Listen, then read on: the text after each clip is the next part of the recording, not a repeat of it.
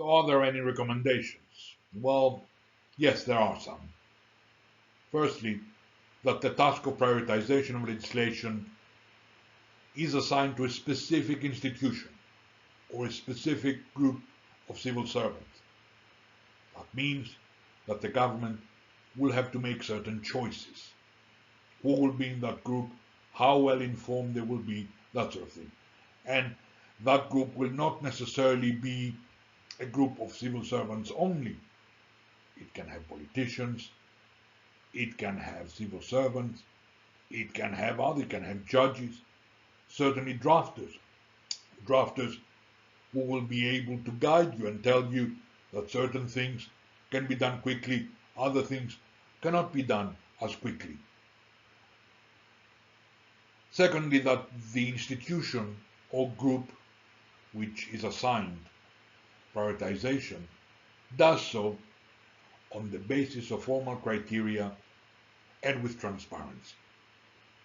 And quite frankly, I cannot see why governments are not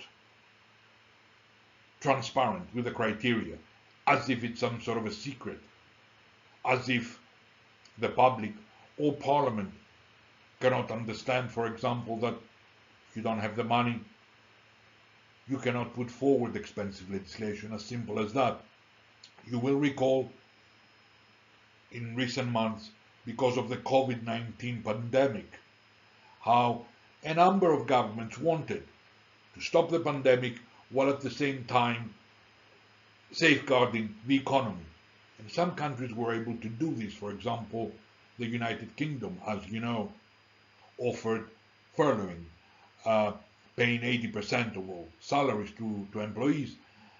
Other countries couldn't do it. Other countries wanted to, but didn't have the resources. Clearly, they couldn't pass such legislation. There is nothing wrong with telling the public what the public probably already knows, certainly what parliamentarians do know, that this was not put forward, or was put forward but rejected because there was no money. There is absolutely no reason not to be transparent. And finally, that prioritization remains a task mainly influenced by government. Now you might say, what does this mean? What we say is that when you look at countries around the world, 80 to 90% of all legislation is put forward by government. Now, of course, Parliament also, and parliamentarians propose legislation. There are some jurisdictions where private members' bills are very rare. In the United Kingdom, for example, private members' bills are very rare. However, there are other jurisdictions where parliamentarians regularly will put forward legislation. However, in most jurisdictions, it is government. And it is government because it is the government that has an electoral program, has been given the vote to do certain things that it promised to do. So I think it is fair, and I think it is correct, that prioritization should remain a task mainly influenced by government. Now, I have included here a sample checklist to determine the necessity, effectiveness, and comprehensibility of legislation, and I know you're going to have a lecture, you're going to discuss effectiveness of legislation, so this is relevant. I don't really like long lists, so my list here has 7 main questions, and as you can see, some of them are very easy and obvious and profound. Is legislative action necessary? What is the objective? Who is calling for action and why? Identification of defects in current law. What developments have a particular bearing on the problem? How many people will be affected? What will happen if no action is taken? So such questions should be the forefront of legislation, of even the policymakers. And these sort of answers should form the backbone for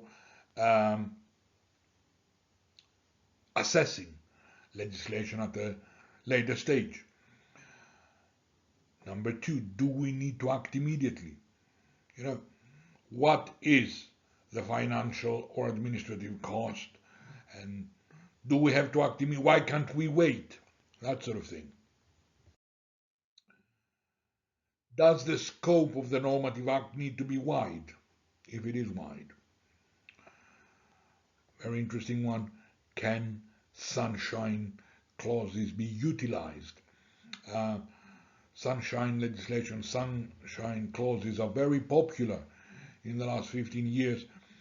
They refer to limiting the length of time for which a normative act, a piece of legislation, is intended to remain in force. Is the provision unbureaucratic and understandable? Is the provision practicable? Is there an acceptable cost-benefit relationship? And this is something that either cost-benefit analysis for huge bills or impact assessment will help parliamentarians decide. But these are the sort of questions, the simple checklist that Parliament should have, not only Parliament, government should utilize, and perhaps if they do so in short reports, these can be submitted with legislation to inform other ministries and to inform parliamentarians before taking a decision. I hope this checklist is useful to you.